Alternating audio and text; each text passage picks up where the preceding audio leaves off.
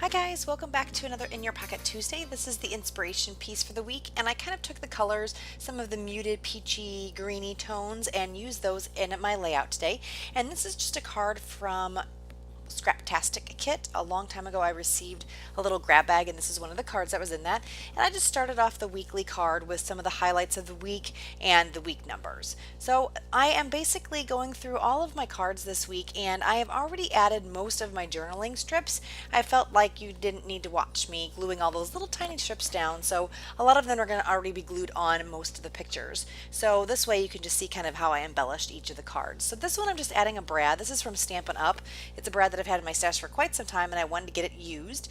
And this is a little tag. I think these tags came from Joann's. It's a little pack of tags, and I like how it has that little reinforcer in it, and that's why I bought these particular tags. So here I'm just adding a journaling strip, and then I am going to add some twine to that tag, just some yellow baker's twine, yellow and white baker's twine. I don't really like leaving my tags without anything in the holes, so I thought I'd just add that here, tie a little knot in the end, and then I'm going to glue it down so that the tail doesn't hang in anyone's head or face. And I'm just going to tack that down with a little liquid glue and then hold it in place for a couple seconds. And then it stays there, and then it doesn't move around in the pocket. So that's that picture done. Now I'm going to move on to the other side of the layout. So this week I am doing a 12 by 12 spread on one side and then a 6 by 12 spread on the other side because of the number of pictures I had. Here's another one of those tags. I thought that top left corner was a good blank space for a tag, so I'm going to add that there, and then I'm going to add this little W for Wednesday banner. This is from an old Studio Calico Project Life kit. Just going to add that in, also add some twine, and then I'm going to trim off the top of the tag and then glue down the little tail again so it is out of the way, and just using some liquid glue here again. This is a picture of me and my daughter. We went to a play, The Lion King, and it was really, really, really good. Actually, it's a musical. I guess it's kind of, is that the same thing as a play? Musical play? I'm not sure. But we went to go see that together, and it was really, really good. She enjoyed the show so much, and it was just great. So she was singing along and laughing, and the actors were really great in the play, and it was just a really great experience. So this Life is an Allie Edwards stamp that I had pre-stamped, and then a little brad, another one of those from Stampin' Up, and then some journaling at the bottom of that card. This card is just some journaling, and I'm adding this little arrow. This is from October Afternoon. Honestly, the arrow points at really nothing. It just kind of draws your eye into the page because it's a card on the outer edge of the page.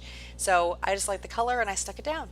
This one is just a little kind of epoxy tag that I'm going to add some of that same baker's twine through and then trim it off.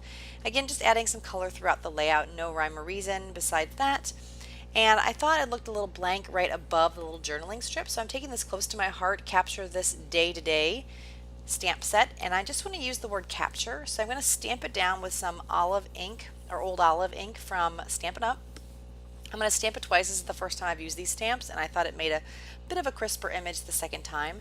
So I'm just going to fussy cut the word capture out and stick it right above that journaling strip, and I like how that looked and how it filled that gap in. There's a lot of empty floor space on this picture, so I wanted to make sure that I kind of filled that space in a bit with that stamped word. So I trimmed that off. That card is done. And then here is a picture of me and my daughter at the theater. And it is just a gorgeous, gorgeous theater. So I wanted to use this gold card. I've been hoarding it in my stash for quite some time, and everything is gilded at the theater that we went to, so it was just beautiful. So I used this card because I thought it matched really well with all the gilding and the gold and everything that is at the theater. So I had a little blank spot at the top, so I'm going to take that same stamp set I used earlier and stamp this in the VersaFine black ink just at the top of the card just to fill in that space, and I just really like how that looked, and I like the handwritten look of it as well. So that card is done. So now I'm going to move on to another photo and card. Or actually just a photo, I'm sorry. This is a picture of my daughter being goofy. So I wanted to use this pre-stamped image, and I just trimmed it out. I'm going to glue it down here at the bottom right hand corner. She was just making faces in the rearview mirror while she was waiting for me to get out of the car.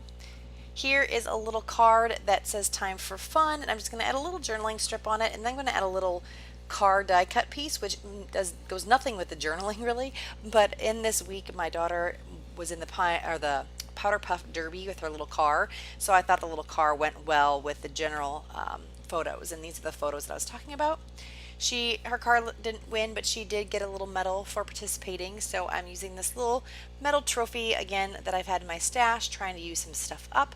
And I'm just going to tuck that up there underneath the journaling. And then on this card, I'm also going to add a little banner with a heart on it, and you'll see that here in a second. And then that's pretty much it. I want to thank you guys so much for joining me, and hopefully you had a good time watching the video. If you did, give us a thumbs up. If you haven't already subscribed to the Crafty Maven, make sure you do that. And then make sure you head on over to our Facebook page to see everything else that's going on and chat with us and things like that. We always like having our subscribers on our YouTube channel come over to our Facebook page as well. So what I'm doing basically now is just putting the finishing touches on this layout. So I'm showing you an overview of the layout basically done. So I'm just going to add a few enamel dots and shapes here and there, and then this layout will be complete.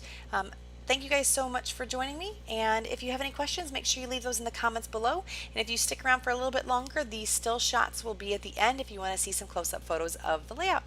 Thanks guys, talk to you guys again very soon. Bye-bye.